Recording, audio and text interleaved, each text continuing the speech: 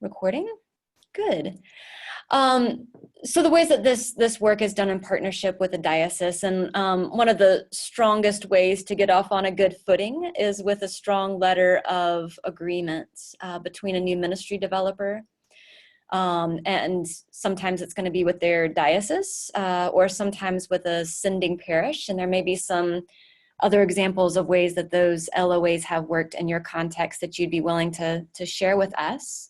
But a wonderful person who's very incredibly supportive of this work and has joined us actually on one of our discerning missional leadership retreats is the Reverend Meghan Froehlich. I'm going to scroll over so I can see you. The director of transitional ministries for the Episcopal Church. And she and I have chatted a good bit about how letters of agreement are similar, but often different from those of a standard priest in charge or rector of an established congregation. So she's going to give us a rundown on some of those best practices, and then hopefully there'll be some time to ask questions of her as well. Meghan, can I invite you to take it? Great. Thank you so much, Katie. And a quick hi to Gail. I'm so sorry you were not on my screen. I've changed my screen size now. So great to see you too as a fellow transition person also. So sorry about that, Gail. Great to see you also and to see everyone. Part of the joy of what I get to do is help people make real some of our intentions. And one of the ways that we make real intentions are through letters of agreement. I shorten it to LOAs, and that can be really nerve-wracking because it feels like we're looking at a contract sometimes, but it's actually a reflection of a relationship. So a letter of agreement is a reflection, a tangible reflection of a relationship, and needs to be a living document. And because it can be stressful to talk about, I'm going to do a really fast screen share, and you want to look at the left side of your screen because this is what I got to do last night. Hang on a second. There we go.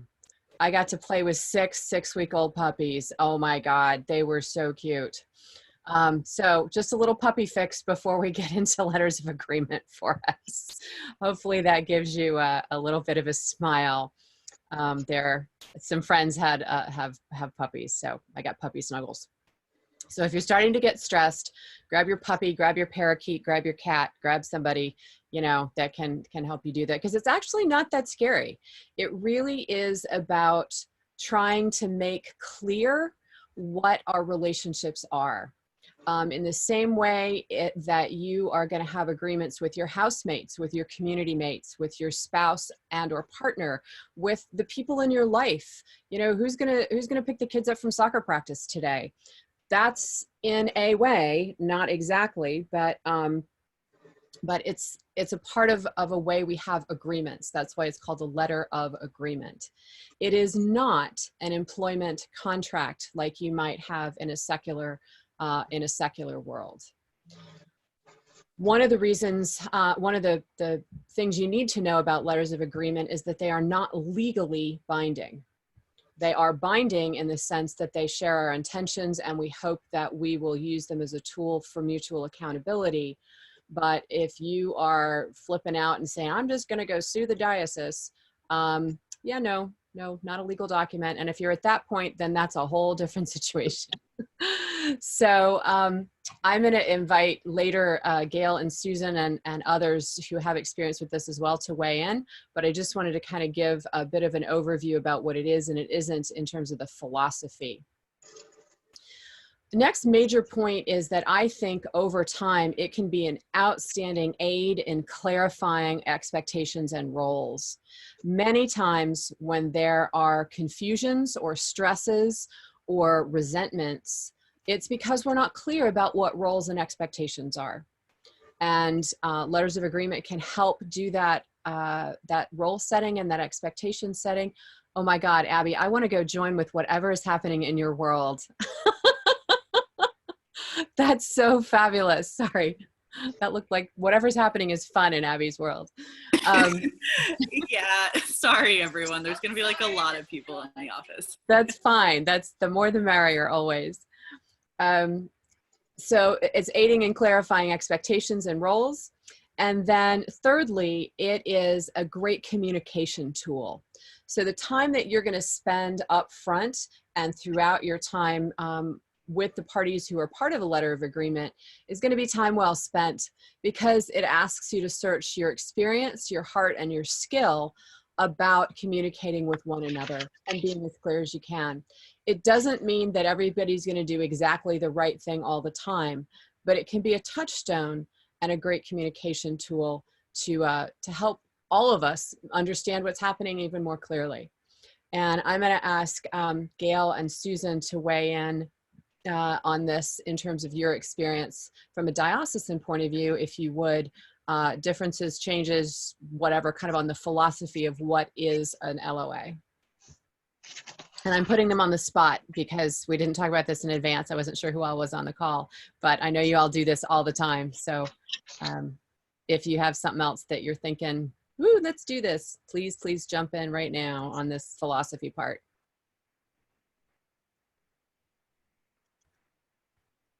I don't know that I have anything more to add on the philosophy part.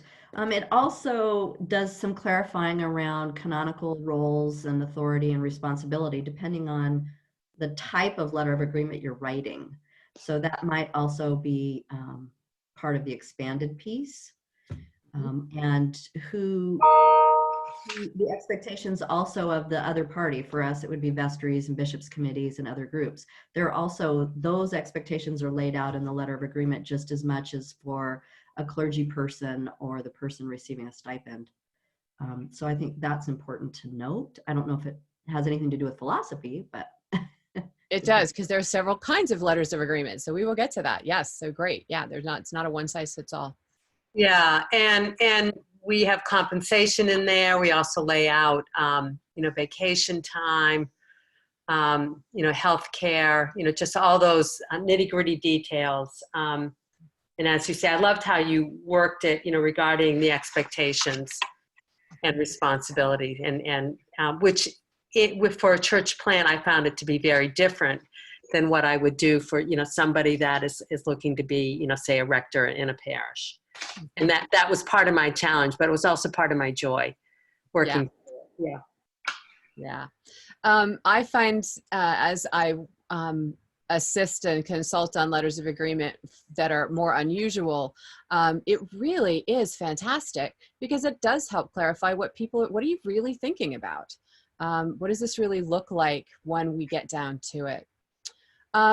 Want to talk a little bit at this point. So let me just check in. Susan, Gail, others at this point, kind of the general philosophy of what it is, and then let's get down a little bit. We're going to get a little bit into what you're going to look for in those letters of agreement. Okay. I'd like to talk a little bit about one of your primary relationships, which is with your diocese. And that comes in several different forms. One of the forms is with your bishop. Another form is with your bishop's staff, and another form is with whoever the bishop designates as the bishop's representatives in any possible way. They may be part of a commission or a committee. They may be part of a council of advice. They may be part of a short-term task force that helps you with this church plant. They may be lots of different things in your world, but if someone is acting and working with you on the bishop's behalf, then that's a very particular kind of relationship. Those are crucial, because all of us, as we serve together, are brought together through the unitive ministry of our bishops. And being cognizant and part of that, those relationships are crucial. It's easy when we're doing something new and fun and kind of woo woo woo. We're doing it. Let's just put the pedal to the metal and make it happen, because we can sometimes. It can be easy to leave things that feel traditional or like they're a drag, to leave those behind. It can be tempting to do that sometimes when we're off on a new adventure. Bless you, Susan. And we can't do that, because we actually are all in this together. If you were going to go do something that wasn't related to a denomination, then you would be able to not have to pay attention to those things. But in the Episcopal world, and in our joint Episcopal, Lutheran, Methodists, UCC, whoever else we're hanging out with, Roman Catholics, that are denominationally based, being cognizant and participatory, positively participatory, I hope that's the right word, and positively collaborative with our structural folks is part of what we're doing. So that's a crucial part of the relationship. Let me stop there, see if we have any questions on why that's important to be in good and collaborative, happy relationship with your bishop and or your bishop's peoples. Anybody want to add on? Yeah, I have a question. Not about the collaborative relationships with the bishops, because somehow that part's fine. They're sending 2 canons up this Saturday to spend 7 hours with us. We're actually really lucky on that. My question is about what you said was so resonant for me when you said, like, we can't skip these things that feel like a drag because we want to, like, pedal to the metal. I have a rector who really loves to skip those things and pedal to the metal and move ahead. And so I've been writing all my own letters of agreements for 5 out of 5 years that I've worked here. And so now I just am not even on a contract or on an LOA because, like, we just haven't had time to write one and we keep pushing it off. And it's like, oh yeah, like, she's here, it's fine. How do you convince vestry? And the vestry doesn't care that there's no paperwork about my being here at all. So, or that it's, you know, that it's lapsed.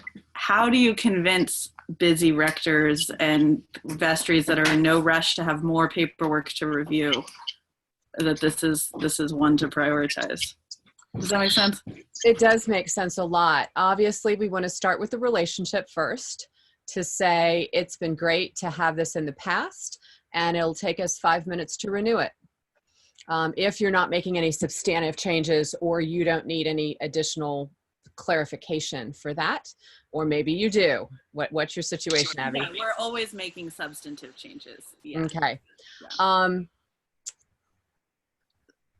You'll know best because you know your rector how to approach that from a relationship point of view. Yeah. One of the things that I never recommend, but is available, is going to General Convention resolutions. Because when we're at General Convention resolutions, then usually we're at a point of, like, you know, waving red flags in front of people's faces. But this last General Convention actually did say every employee, lay and ordained, that is with the Episcopal Church has to have a letter of agreement. And that's a General Convention resolution. So, you know, my email's in the chats section if you want to email me about the exactitudes of all of that. But I don't recommend starting there, even though it's actually accurate. You said you usually do the drafting of that.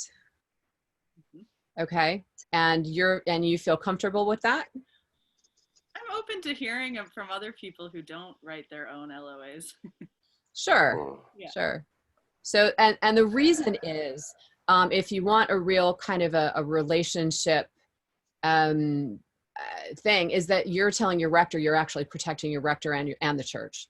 So to be operating without one, you are putting the ministries of the church, of your ministry, and of your various, and Abby, are you ordained or not? I can't remember.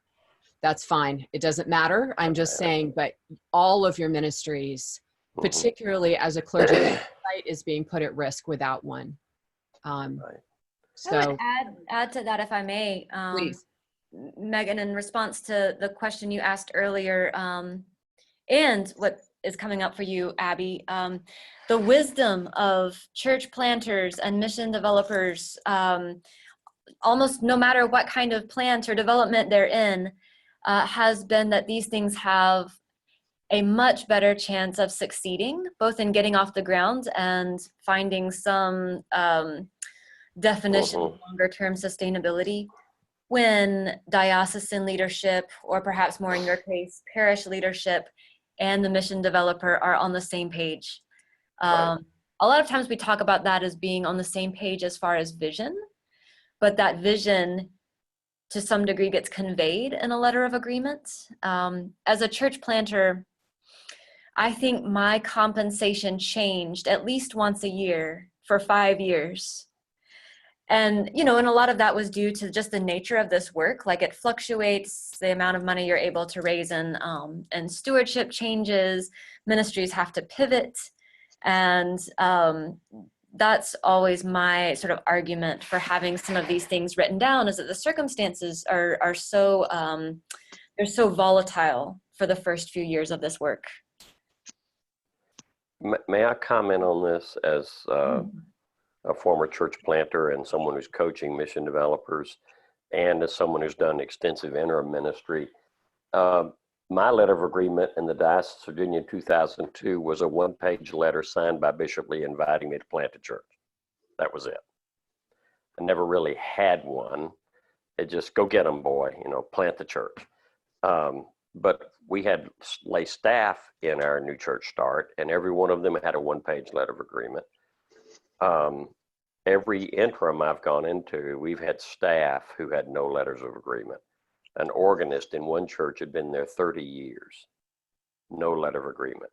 So one of our challenges in every interim was to draft letters of agreement for everyone. And Abby, if you're working with this issue, you have things as simple as how much leave time do you have each year? How much continuing ed time do you get? How much reimbursement do you get for these things, you know? So my counsel to you would be to take the advice you've been hearing, go to your rector and say, this is for your sake and for my sake as your person. Here's what I've written, and I would really appreciate your finalizing it with vestry. Making it official. There's so much room for misunderstanding if you don't have one. And just imagine that he leaves and you're there without him. You know, all the verbal understandings you have are out the window, and you're really on an island. So this is something to put your foot down about, in my mind. And I believe it's a way that that the diocese can be more aware of the work that you're doing as well. You know, you can also, you know, I don't know if you can get your transition officer to help with that letter of agreement, but yeah. I would ask for that. Yeah. Yeah, there are templates available on some of the Episcopal websites for letters of agreement for lay staff and clergy staff that you can just sort of plagiarize. Yeah. And I guess this goes back a little bit to the philosophy piece, but what they do is they help set responsible boundaries around not just what you're responsible for, but your time and what others are responsible for in regards to that, because that gets back to the safety issue that Meghan was talking about, it protecting everybody, particularly in church work in general. I find most of us work way more than a 40-hour work week. We don't even know what that means half the time. But to mitigate burnout and health issues, all kinds of things, we need to have something that says, I mean, even God rested on the seventh day, right? That says you only have to work 6 days a week and the seventh you get off. Whatever it is, those healthy boundaries, because you're stepping in the middle of the story of your place. The goal is that ministry will continue, and the person that comes after you can be set up to be an unhealthy and ineffective ministry if you don't have some precedent beforehand to help them. So it's not just about you, but it's also about the extension and the legacy of the ministry and how to keep it healthy would be my suggestion. And I think also there has been a time frame, it depends on, I think, the age of our rectors and the age of our bishops, when letters of agreement were not a thing. My previous bishop came in 2000 and it just wasn't a thing. Nobody had them. Bishops didn't have them, clergy didn't have them. And so to push for that with him was a real challenge because he didn't understand why you needed them. But it's now become a best practice. And so I think the younger folk, people who've been in ministry, you know, more recently, or bishops, are hearing these are important. So that might be another thing that gives you some insight into why it's a challenge. Thoughts? Abby, if it's not just you, in the last 5 years, I've actually had to work with 2 bishops who didn't have any letters of agreement for their staff. So, I'm not kidding. So, and I was invited to, thankfully, to work with them collaboratively on that. But yeah, I mean, you've got diocesan staff in the same circumstance within the last 5 years. So I'd like to make a quick comment about please, Tommy. this. It just occurred to me that volunteer burnout is also a very real issue. And I think that letters of agreement for some key ministry leaders and people who are very actively involved in sustaining many of the churches would be a good idea too. I don't know if there's ever been some thought or consideration given to that, but really setting those boundaries, like, this is to lead this ministry is a 3-year commitment, and then beyond that, and then there's some sort of process for selecting a successor, because a lot of times people get stuck kind of holding up the stewardship committee or the outreach committee, and they're the only person who does it for 10 years or something like that. That doesn't seem healthy to me for a community. Oh, wow. You're getting into some core team issues too. That something might be really helpful for them, for those people that work really hard alongside the church planter. That's great. That is great. Gail, Laura, I'm sorry, go ahead. Lori had a great question. And did you want to comment on that or something different? Well, I just wanted to say to Tommy that we, in another endeavor I was engaged in, we called it a position description for our volunteers, just to sort of differentiate between paid staff and not paid staff. That seemed fruitful. So thinking in a job description seemed intimidating and off-putting. So position description, and it asked for a specific commitment. It laid out exactly what their gifts that you need for that position, and as well as the responsibilities associated with it. So we had success with that. Thanks. That's great. Thank you for contributing to that. Lori, you had a great question about what's the difference between a letter of agreement and a memorandum of understanding. Gail, do you want to start in on that for us, since you had made a great comment already? Yeah, as parishes in particular are, and even with church plants are negotiating, we usually enter into a memo of understanding and just etch out what the particulars are before we go into a more detailed letter of understanding. Mm-hmm. Memos of understanding, as I understand them, have lots of different applications in lots of different places. Sometimes they're used, as you mentioned, Gail, as a preliminary document to say, here's kind of what we're thinking, y'all. And what do you think about what we're all thinking? And let's all weigh in on that. Other times, I see it as a clarification after a time of misunderstanding. So that can be that too, to say, we're working on something and there's a particular issue about sets of responsibilities or whatever else it may be that people want to be more clear about. So it can have lots of different areas, and it's much less severe, or I don't want to say it's less serious, but as you were talking about, Lori, the way we phrase things can have a more welcoming or gentler impact while still being really clear, without saying, here's a contract, sign on the bottom line. That's not really what we're after. We're after a communication tool. We're after clarity and relationship. So memos of understanding can be helpful too. Thank you. Yeah, the more standard verbiage these days is letter of agreement when we're talking about the leader of a worshiping community in whatever stage of development that worshiping community is. But, if your team wants to call it something else and it serves the same purpose, go. Yeah, no, I have a letter of agreement myself, but in this other context that I was just referring to with Tommy, we had memorandums of understanding, and they were shorter, but I didn't know if legally, I think they're in the same non-legal category. They are. Not binding. Right. So I didn't know, apples, oranges, so thank you very much. Appreciate it. Yeah. Yeah. Let me take a quick moment here looking at my notes myself. Mutual ministry reviews. Are you all familiar with those? Give me a nod about that. Kind of, sort of. Let me give a quick overview for those who are not. It's a regularly scheduled review with all parties who are part of the leadership of the ministries, that look at where are we and how are we doing. And that can be structured in a lot of different ways. And it's usually facilitated by someone who's not within that ministry. So you, as the designated named leader, would not be the facilitator for that conversation. You'd ask for a neighboring colleague or a diocesan staff member, or whoever they might recommend to assist you with that. And it's a time of reviewing the ministry together. It's exactly what it sounds like.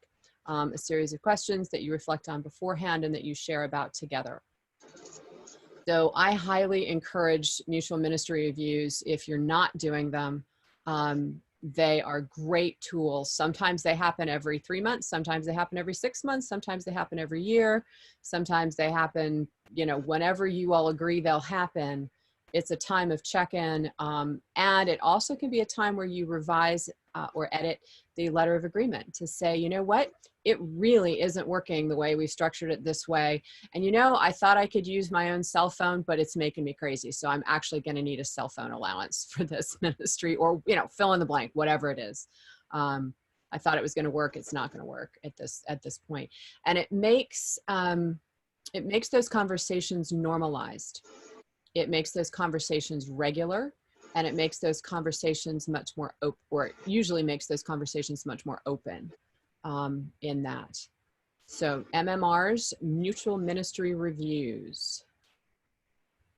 They are not military meal rations.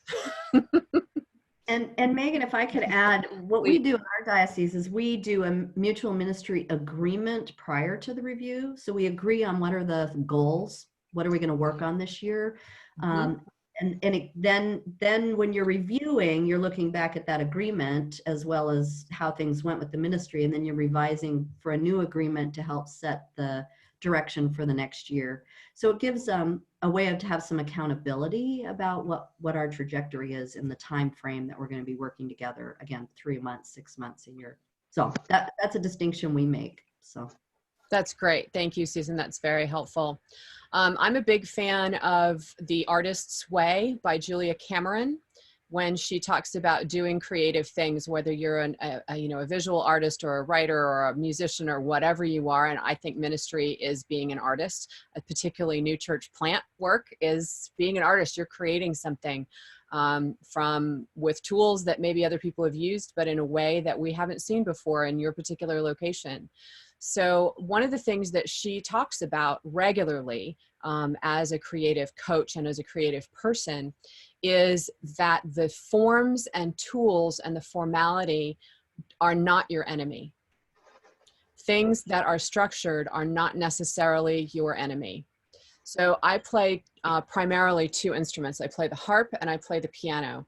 If every day I had to build a brand new harp instead of just tune my strings, that would be a whole different set of time frames. If I had to create a piano from scratch, instead of saying, all right, I'm going to use the Western keyboard piano, black and white keys, blah, blah, blah, blah, blah, that would be a whole thing. So some of the formalities and structures that we have, like letters of agreement, like mutual ministry reviews, like regularly scheduling time with our ministry partners to review things, that's not our enemy. It's actually a support of the creative work that we do. So there we are. Does that make sense? Because sometimes, I want to just go all Jackson Pollock on us and grab my paint and start throwing things. I mean, I do. I'm a creative person. And, when I sit down to do something, I don't always want to do my scales and my warm-ups to get, the muscles going in this old body. I just want to start playing Chopin or, jazz or whatever it is that I'm doing. But those structures actually can be helpful and beneficial and supportive of what we're doing. Let's see. So Michael, he's going to have to check out. And then Lori's got a great question. Are we recommending a facilitator for MMR between rector and assistant associate, or only for a group team ministry? MMRs are generally, I don't want to say should, you're going to adapt it to wherever you are. But Lori, that's a great question. Thank you. That are we recommending your MMR, if it's only between you and your rector, isn't actually an MMR. That's not a ministry review. That's a review of how your relationship with your rector is going. A ministry review is about the ministry that's happening for all the leadership that are creating that ministry. Does that make sense? Yes. Okay. Very much so. Great. Thank you. That's Thanks. what I thought. But Great question. My rector's been using that term, mutual ministry review, saying that we have it each year.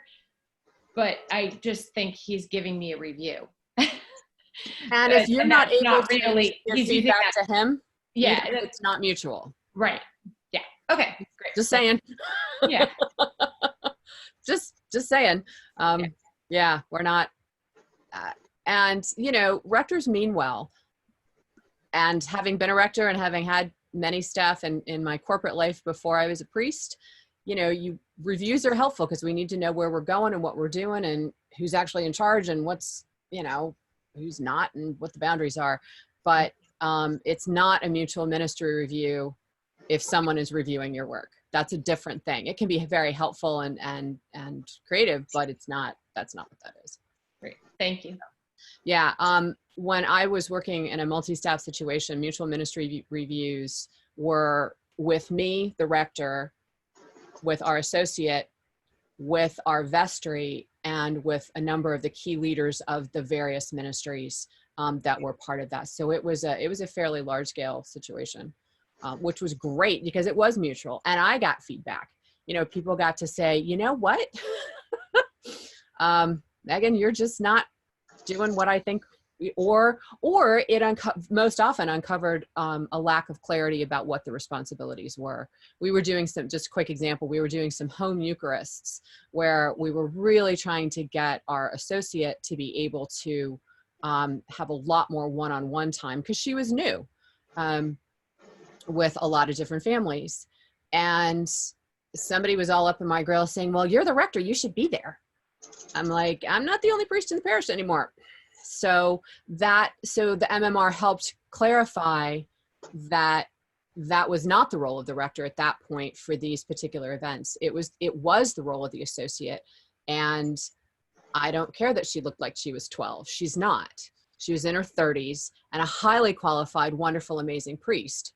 And so therefore that opportunity for her to build those relationships one-on-one in a more home-like setting was a way to do that. But just it helps clarify whatever it is that's coming up. You can have things.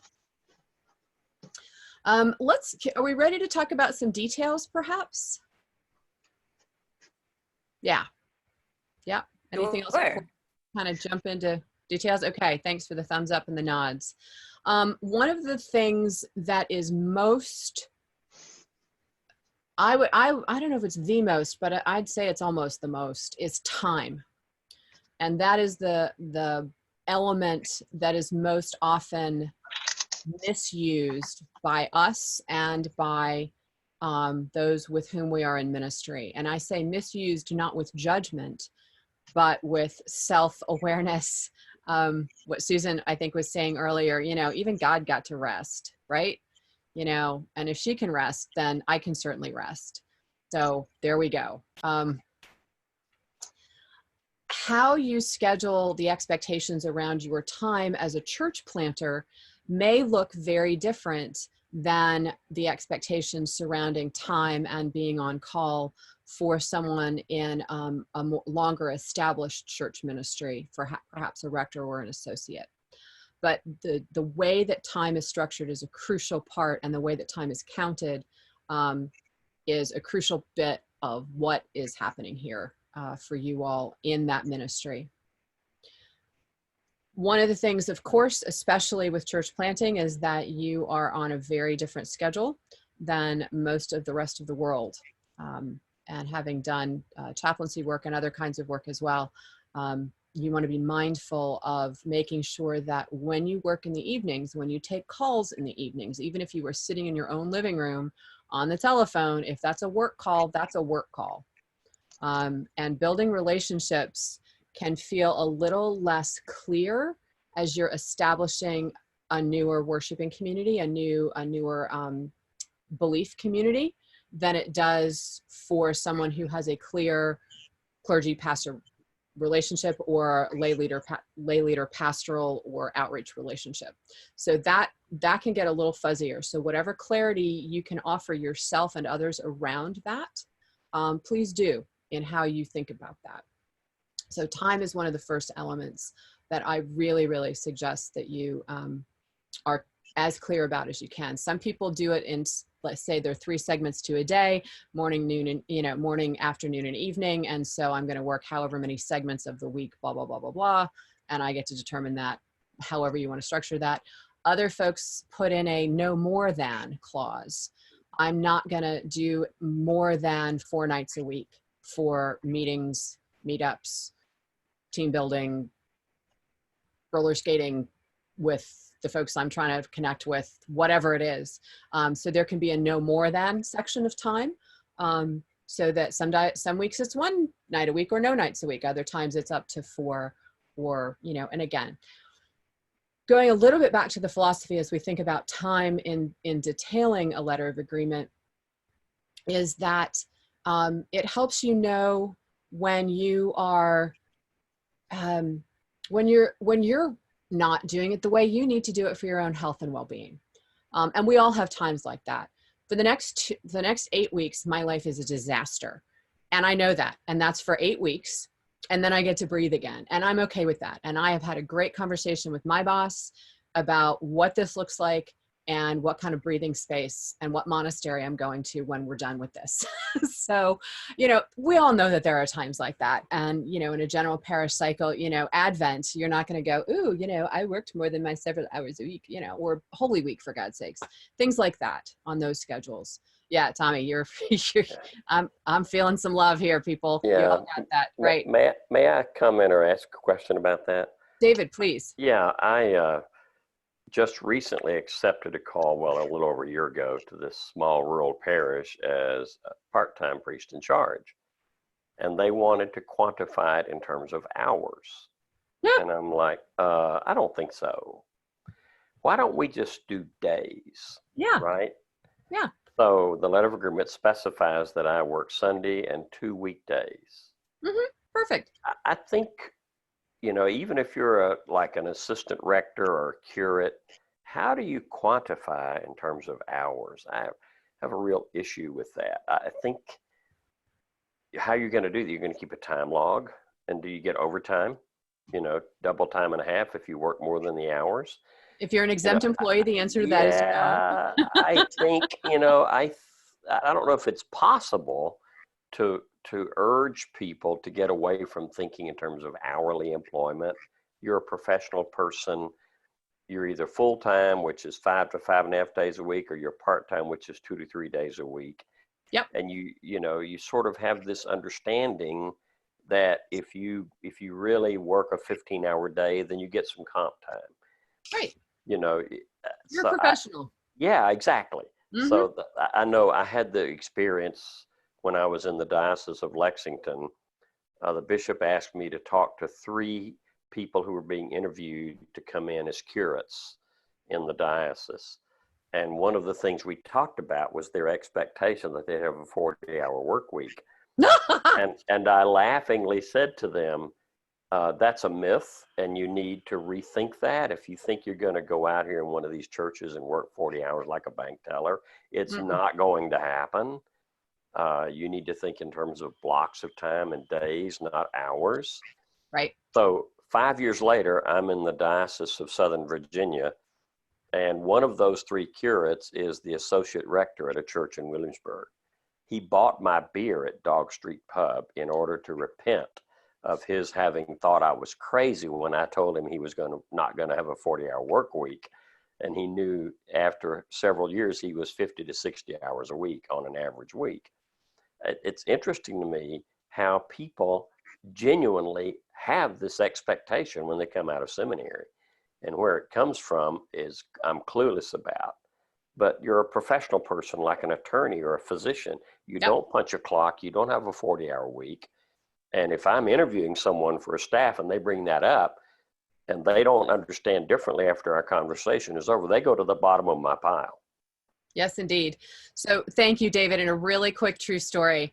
One of my dear friends who's a rector was interviewing for an associate, and this new seminary graduate said, well, you know, I'm not sure that I and my wife really want to work on Christmas Eve because, you know, we're newly married. I am not. I cannot make this up, people. So, yeah, be a professional. You are. I've met you all today. You know you're a professional. You know what's needed. But also be as clear and good to yourself as you can in how this is going down so that you're not consistently doing 70 to 80. I'm laughing on. Oh, David, you just went mute. Say that again. I'm laughing while I'm muted. Oh, yeah. No, absolutely. It's true. It's completely true. Yeah, my friend texted me. It was like, freely, does this happen? I'm like, yeah, it happens. But so does that make sense about time? And thank you, David, for weighing in on that. And others who want to weigh in on that. Susan, please. Yeah, I have something. I think one of the gifts of a new ministry development, you know, whether it's a church plant or you're starting something new, is you have the ability to be the primary embedder of the culture of that. Once it's an established ministry, the rest of the world is stepping into whatever the culture is, and then that person spends time either trying to shift it. And we all know shifting culture is a 3 to 5 year endeavor. It's if you're really intentionally working on it, but it's very small increments. And so you're going to always be bumping up against it. So I think to be really intentional and clear and to the best of your ability, try to set up the time frames at the onset and maintain those. Again, sets it up for its longevity for your successors and those that come after you. And I realize in any startup venture, it does take a lot of hours, but how do we model our Sabbath time? How do we model our vacation time? How do we model saying, no, this is not a priority right now for me. It doesn't mean I'm not going to get to it, but it's not my sense of, it's not urgent for me at the moment. It's your emergency, doesn't need to be mine. Some of those things, which we're always trying to do. And we all have our own personal baggage around that stuff that therapy is good to help us with. But I think, but I do think we as leadership have that ability to be intentional and try and set that pace, and then try and stay with it. It's difficult, but it is a gift of a startup that you can provide that for the future. That's my thought. Thank you, Susan. Absolutely. And as somebody said earlier, you're doing this not for yourself, but also for your successor. Following someone who has been healthy, strong and healthy in ministry is a gift to whoever follows you in whatever capacity they follow. And that's so critical with church plants, because once the founder leaves, you don't want the ministry to fold. Mm-hmm. I had a parishioner join a parish where I was rector, and her former rector in a different diocese in a different place had very much overstepped his boundaries with her in meeting with her every single week for pastoral counseling for about 3 years. And we are, yeah, exactly. Thank you, Lori, for that face, because that is so the face that I made. And she's like, well, you know, I need to meet with you every week. I'm like, no. And well, you know, so-and-so did. And I'm like, well, I'm so sorry. They violated their pastoral responsibilities in not referring you unless they were a certified psychologist or mental health professional, which he wasn't. You know, you can't be doing that. And, you know, we had a good long talk about it, but it was, just don't do that to people who follow you, please. In all those relationships. Sorry, go ahead. I think like you talked about, you're out of whack 8 weeks. Yeah. You know it's going to be out of whack, and that's your timer. So I was just ordained in June, And Yeah, so I had a congratulations. thank you. I had an out of whack 3 years with Right. seminary, and I was like reviving a nonprofit around race equity in St. Louis, and I have 4 kids, and it was out of whack. Yeah. And I knew that, but one of the things I had to do, and I'm offering this for feedback, I actually had to start counting my hours.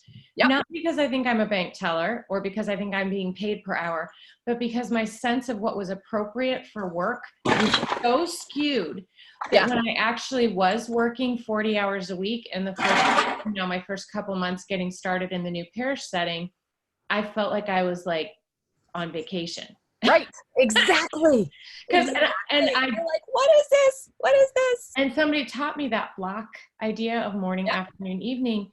And I realized that out of 21 blocks, I was working 18 of them routinely. And that's not healthy. It's not healthy. That's not what our contracts are calling for. Right. So my question, I guess, in this is I have found it helpful to count my hours and count some blocks. Yep. So that I can maintain a healthy balance. And I'm seeing David shake his head yes, so good. Because you were the one that was like, I'm going to cut them out if they say they're counting hours. So you're meaning 9 to 5, like very mentality, right? Yeah. What my coach, when I was launching a new congregation, she would call on me to log a month to try to get me under 60 hours. Yeah. She challenged me to get between 50 and 60 hours. And it's good to do, obviously, because you need to know where your time is going. And I routinely now sometimes still do it. We'll log a week to see where I'm spending my time. Right. It's that 40-hour, 5-day-a-week, 9 to 5 mentality that I'm challenging. Yeah, definitely. And if you work more than 50 or 60 hours in a week, you should take a comp day. Yeah. So my puppy time last night was part of my comp time. I turned down 2 meetings and I called it a holy no, because I work on all different time zones, everything from the convocation of our churches in Europe to some of our other communion partners and Alaska and Hawaii time zones. And, I'm all over everywhere for all the time, which is great. It's part of the fun of my job, but I was feeling it. And even in the midst of this craziness, I turned down 2 meetings and I said, look, it's going to happen later. And I call it a holy no. That's what I call it. So another little phrase that I have for myself is false expectations are simply premeditated resentments. False expectations are simply premeditated resentments. Because if I think badly that I can work as a human being for that many hours, I'm going to be setting myself up for failure. And because of my travel, I can't have a dog. And part of my life is dogs. I love dogs. So I just can't not do dog time. And I have to. So when I'm home, I borrowed people's dogs. And so I sat on the floor in, little puppy messes for an hour. And I'm a much better person today because of it. So we all know what we need, whatever that is. And rest is a huge bit of it. So thank you. So think about time, think about blocks of time, think about checking in with yourself, just like whether it's, your food or your exercise or you ever, whatever you do, check in with yourself and others and try to, there are times when it's always off, but if it's always off, then that's a whole different thing. Let's talk a little bit about expenses. May we do that for letters of agreement? Let's move that on for a different part of things. Many more traditional ministry settings are pretty clear about what an expense is. It's this, it's that, it's you're going to a conference, you're going to a hospital visit, you're doing whatever else. The unique things about church planting, it may be important for you to clarify what those expenses are that are different in a diocesan experience for church planting. So I imagine, and I haven't done a church plant myself, but I know lots of you who do and support like crazy all of your work. A Starbucks account is going to be a whole different, or whatever your coffee shop is, or whatever your meeting place is. Oh, there's a dog behind Abby. Oh my God. Sorry. Dog moment. Here we are in the middle of expenses. I want to snuggle the dog. So whatever those expenses are, that may be very differently structured than more established, longer established ministries. Oh my God, Lori. Sorry, thank you. Just warmed my little heart, my little doggy heart. So you want to look at those. So if you need a massive, coffee house account, then get one. If that's what you're going to need to do your ministry, to have those meetings there, then do that. If you're going to need a particular kind of cell phone plan that's going to be more data than most people need, if they're a rector, then do that. And if the accountants and the chancellors and the treasurers and everybody and the comptrollers say, well, what's that about? Just tell them simply what it's about. You may need to put in a little bit of explanation, but be clear and unapologetic about what it takes to do what you need to do your work. Susan, may I add a caveat? Absolutely. As an apostolic church planter who had to file his expense reports with the diocesan controller every month for 2 years until we got a vestry and a treasurer. Right. Keep duplicates of everything you turn in. Yes. Don't just turn in your receipts and your check request forms without keeping duplicates. Yep. I have a couple tech tips for you. For those of you who are, and you'll find whichever apps you like. Two of my favorite apps in the entire world. Well, I use Google Drive like a lunatic because my whole life is on Google Drive, because I don't use paper. I can't use paper anymore because I'm always traveling and I have to have it wherever I am. But Genius Scan as an app, or some scanner for your receipts, that you can then turn them into PDFs and you keep your own copy of them, electronic copy of them. So Genius Scan. And then I live the rest of my life in an app called Evernote. If you don't know Evernote, then you might want to find it. It's not great for everybody. Some people use Trello for their project management and contact management. Some people use other things. Some people use Basecamp. There's lots of great software.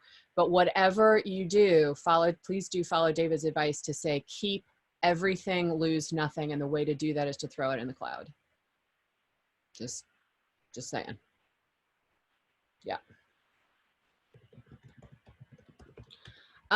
So expenses, does that make sense about expenses? Be unapologetic, explain, be nice and explain, because it's going to look different than something somebody else is doing in the diocese, but, or in the parish, different parish ministries.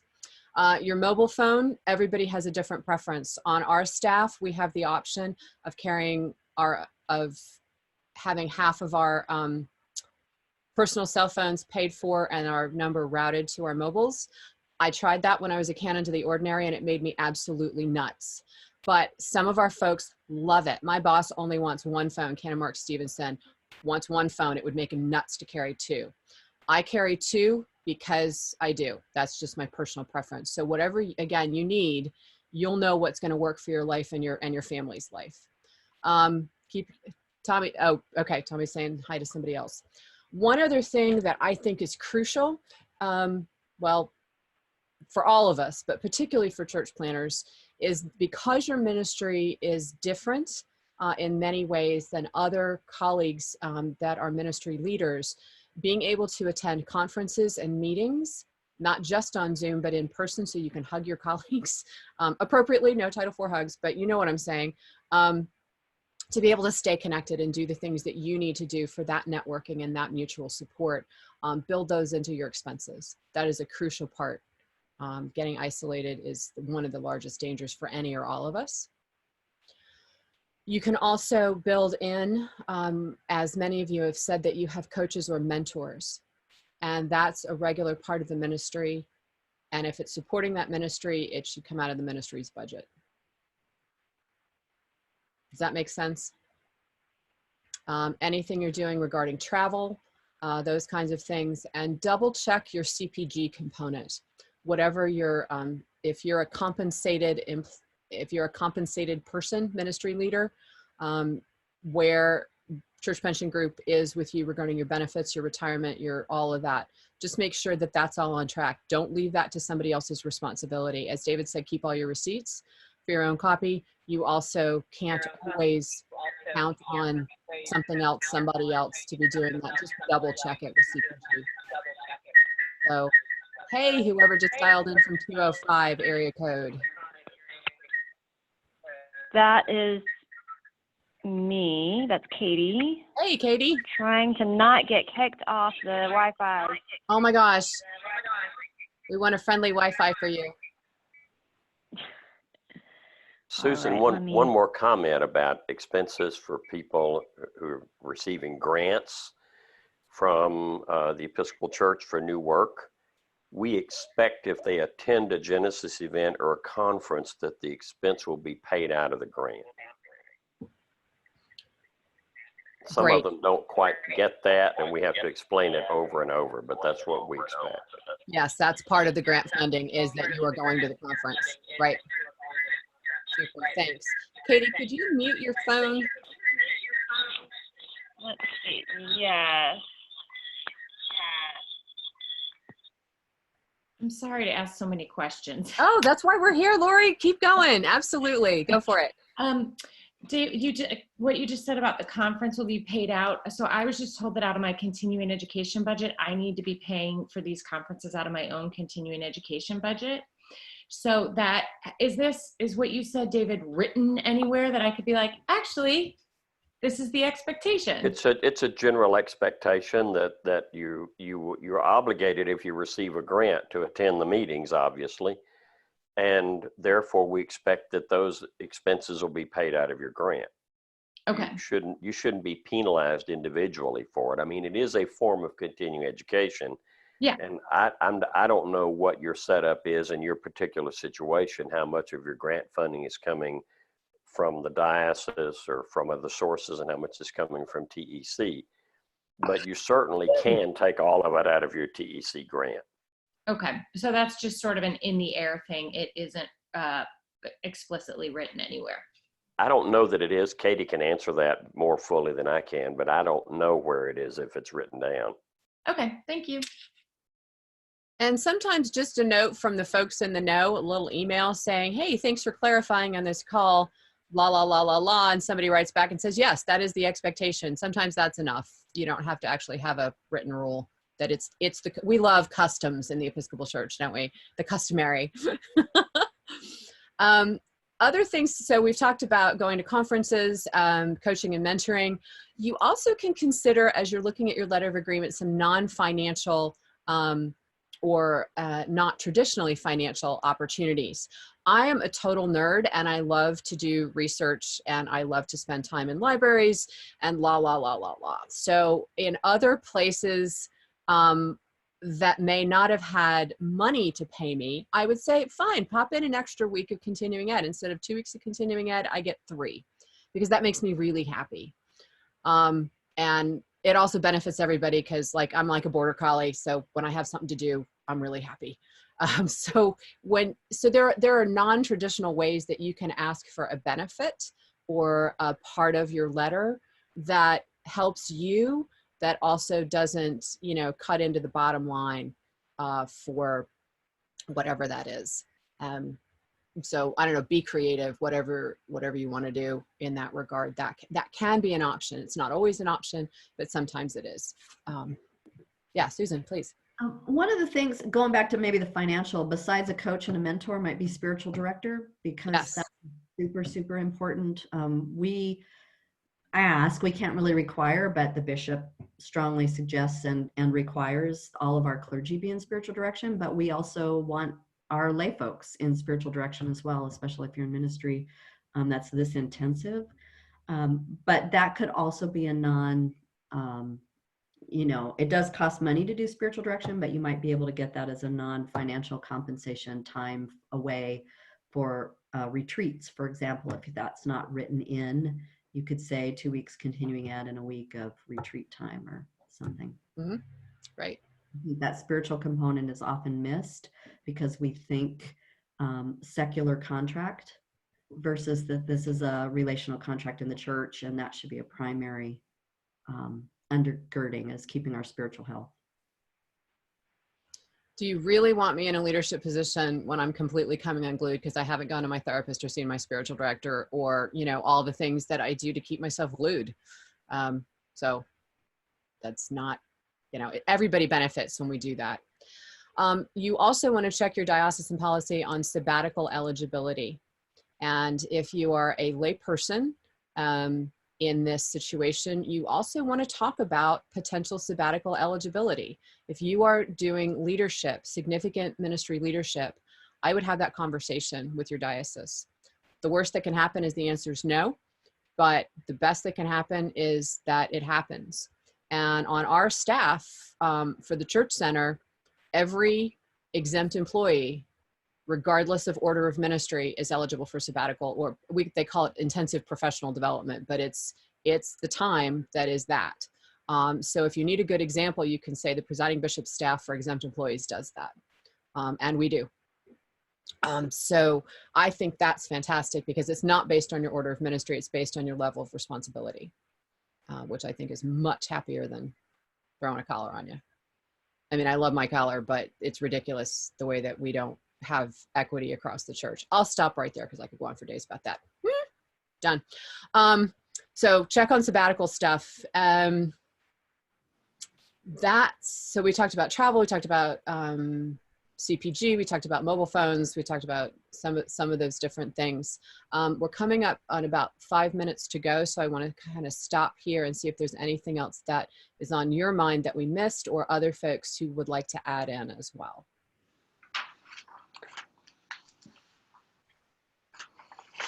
Gail, you're looking very thoughtful on your pages. Yeah, and I'm looking.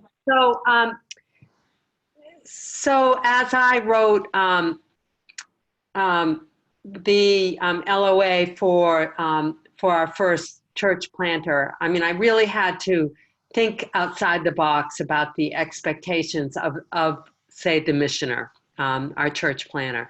And I found that there wasn't a lot of resource out there as I was doing it. But what I found very helpful was going on the Episcopal Church website and listening to a lot of the little vignettes regarding church planting. And that's what I actually used as part of the expectations for our we call her a missioner, and which was very different. And I can say that she has found it really helpful, and she's been able to use it as when the going gets rough, to kind of just refocus on what it is. Little things like investing in people first, exploring the neighborhood, taking time with God, and, really stepping into your spiritual gifts, working with diocesan staff regarding a budget, just all those wonderful things. But it just, I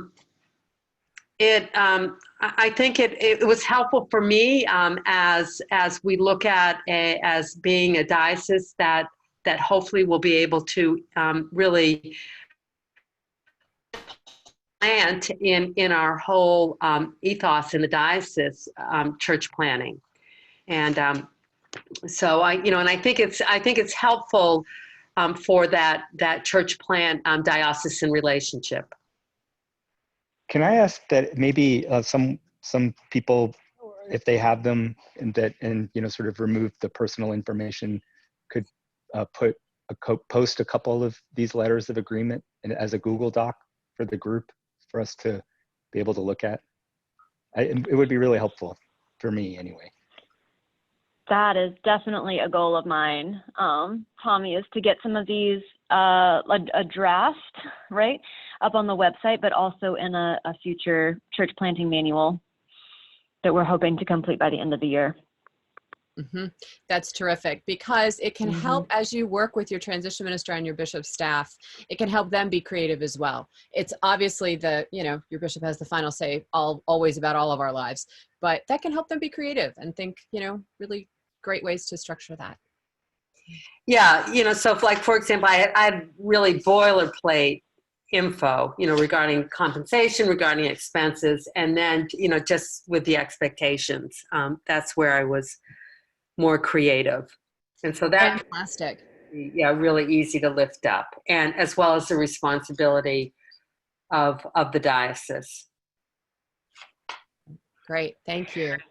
Well, I'm Meghan, around, and you've got great resources with all the folks that are on this call, and with everybody at every place in their ministry. So it's been a great pleasure to be with you, and you all give me such hope in the church always about what God is doing and what new things God is calling us to. Meghan, this was awesome. Thank you so much. I feel real weird having to talk into my phone, but I appreciate the internet connection has actually stabilized a little bit. But I appreciate this, and I feel like Tommy asked a great question about maybe having some drafts, and you and I could work on that. Sure. For church planters, just so that planters in their diocesan leadership could have some basis of something to go on, and we can collect some of the wisdom and practices that folks have been using in order to draft those. And yeah, I thank all of you who are able to stick it out and be on this call for the whole hour and a half. Next month in February, whatever the third Thursday is of that month, you'll get some email updates. Tim Bayer and Jim Hamilton, both who have been working at their new ministries for about 6 years, are going to talk about some best practices for core teams, which was mentioned earlier, but that core group of people around you who are really going to be the launching pad. And honestly, some of the rockets, they're going to help get these new ministries off the ground. So I hope you'll be able to join us for that. And feel free also to invite anyone who you think might be discerning a call to new ministry, or any of your diocesan leadership who it might be helpful. Oh, thanks, Abby. Thursday, February 20th. Any of your diocesan leadership who you think would benefit from being on that call as well. Any last things we need to say before we send each other off in peace? Thank you. Thank you, Lori. Thank you. Thanks again to Yeah, Meghan. thanks. Pleasure. Thanks, Great to meet you Meghan. all. All right. Go in peace to your home ministries and to love and serve the Lord. Thanks Bye, be to all. God.